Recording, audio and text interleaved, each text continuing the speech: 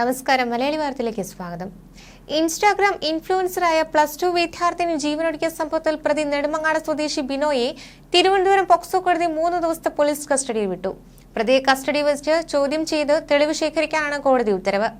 പ്രതി പെൺകുട്ടിയെ വശീകരിച്ചു കൊണ്ടുപോയി പീഡിപ്പിച്ച സ്ഥലങ്ങൾ, ഗർഭചിത്രത്തിന് വിധേയമാക്കിയ സ്ഥലം, ഗർഭചിത്രം മരുന്ന് നൽകിയ മെഡിക്കൽ സ്റ്റോർ എന്നിവിടങ്ങളിൽ എത്തിച്ചുള്ള തെളിവ് ശേഖരണം, സാക്ഷികളെ കാണിച്ച് തിരിച്ചറിയൽ എന്നീ ആവശ്യങ്ങൾക്ക് പ്രതിയെ കസ്റ്റഡിയിൽ വിട്ടുകിട്ടണമെന്നാവശ്യപ്പെട്ട് പൂജപ്പുര പോലീസ് സമർപ്പിച്ച കസ്റ്റഡി അപേക്ഷയിലാണ് കോടതി ഉത്തരവ്.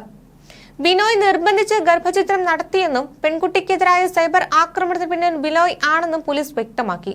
ഗർഭചിത്രം നടത്തിയ ശേഷവും പെൺകുട്ടിയെ പീഡിപ്പിച്ചു. ഗർഭചിത്രം നടത്തുന്നതിന് ഗുളികകൾ വാങ്ങി നൽകിയിരുന്നുവെന്നും പോലീസ് പറഞ്ഞു. പ്രതി കുറ്റം സമ്മതിച്ചതായും പോലീസ് കോടതി അറിയിച്ചു. നേരത്തെ അന്വേഷണത്തിൽ പെൺകുട്ടിയെ മുൻ സുഹൃത്ത് ഒന്നിലധികം തവണ പീഡിപ്പിച്ചതായി തെളിഞ്ഞിരുന്നു. പ്രായപൂർത്തിയാകും മുമ്പാണ് പീഡനം നടന്നത്. സുഹൃത്ത് ബിനോയുടെ ഫോണിൽ നിന്ന് നിർണായക വിവരങ്ങൾ കിട്ടിയെന്ന് പോലീസ് വ്യക്തമാക്കിയിരുന്നു. പ്രതിയും സോഷ്യൽ മീഡിയ ഇൻഫ്ലുവൻസറാണ്. പെൺകുട്ടിയെ പ്രതി ബലാത്സംഗം ചെയ്തെന്നും നിർബന്ധിച്ചു ഗുളികകൾ കഴിപ്പിച്ചു ഗർഭചിത്രം നടത്തിയെന്നുമാണ് പോലീസിന്റെ കണ്ടെത്തൽ. ഇരുവരും ഒന്നിച്ച് ഇൻസ്റ്റാഗ്രാമിലും യൂട്യൂബിലും വീഡിയോകൾ ചെയ്തിരുന്നു. ഇതിന്റെ മറവിലാണ് പ്രായപൂർത്തിയാകാത്ത പെൺകുട്ടിയെ വർക്കലയിലെ റിസോർട്ടിൽ കൊണ്ടുപോയി പ്രതി ബലാത്സംഗം ചെയ്തെന്നുള്ള റിപ്പോർട്ടുകൾ. ഗർഭചിത്രത്തിന് ശേഷം മാനസിക സമ്മർദ്ദത്തിലായ പെൺകുട്ടിയെ നിർബന്ധിച്ചു കൂട്ടിക്കൊണ്ടുപോയി വീണ്ടും ബലാത്സംഗം ചെയ്തു. ഇതിനു പുറമെ സുഹൃത്തുക്കളുടെ സഹായത്തോടെ പ്രതി പെൺകുട്ടിയെ സമൂഹ മാധ്യമത്തിൽ അപകീർത്തിപ്പെടുത്തി. ഇതിൽ മനംനൊന്ത് പെൺകുട്ടി ആത്മഹത്യ ചെയ്തെന്നാണ് പോലീസ് റിപ്പോർട്ടിൽ പറയുന്നത്.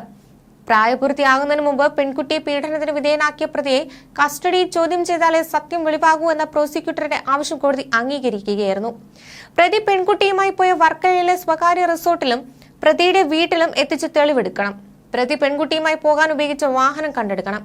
പ്രതി പെൺകുട്ടിക്ക് മരുന്ന് വാങ്ങി നൽകിയതിന്റെ തെളിവ് ശേഖരിക്കാനുണ്ട്. മാത്രമല്ല, പ്രതിയുടെ ഫോൺ ശാസ്ത്രീയ പരിശോധനയ്ക്ക് വിധേയമാക്കേണ്ടതുണ്ടെന്നും പ്രോസിക്യൂട്ടർ കോടതി അറിയിച്ചു. അന്വേഷണ സംഘം ആവശ്യപ്പെട്ട 3 ദിവസം പോലീസ് കസ്റ്റഡി കോടതി അനുവദിക്കുകയായിരുന്നു. കേസ് കെട്ടിച്ചമച്ചതാണെന്നും പോലീസ് കസ്റ്റഡിയുടെ ആവശ്യമൊന്നുമില്ല എന്നുള്ള പ്രതിഭാഗം വാദം കോടതി തള്ളി.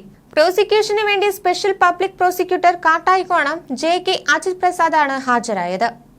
ജീവനൊടുക്കുന്നതിന്റെ തലേ ദിവസം അമ്മയ്ക്കയച്ച വാട്സാപ്പ് സന്ദേശത്തിൽ വീട് മാറണമെന്നല്ലാതെ പെൺകുട്ടി മറ്റൊന്നും പറഞ്ഞിരുന്നില്ല. മുറിയിൽ വാതിലടച്ച് ഇരിക്കുകയായിരുന്നു. തന്റെ മരണത്തിന് ആരും ഒന്നും ചെയ്തിട്ടില്ല എന്നും ഈ ലോകത്ത് ജീവിക്കേണ്ട എന്നുമാണ് മുറിയിൽ നിന്ന് കണ്ടെടുത്ത ആത്മഹത്യാക്കുറിപ്പിൽ പറയുന്നത്. ബിനോയ്ക്കെതിരെ വ്യക്തമായ സൂചനകൾ ഈ ആത്മഹത്യാക്കുറിപ്പിലുണ്ട്.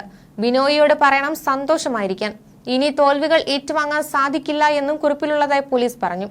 കൗൺസിലിംഗിന് വിധേയയായി പെൺകുട്ടി 2 മാസമായി മരുന്ന് കഴിച്ചു വരികയായിരുന്നു. ബിനോയുടെ സുഹൃത്തുക്കൾ പെൺകുട്ടിയെ ഫോണിൽ വിളിച്ച് ഭീഷണിപ്പെടുത്തിയെന്ന് ബന്ധുക്കൾ ആരോപിക്കുന്നു.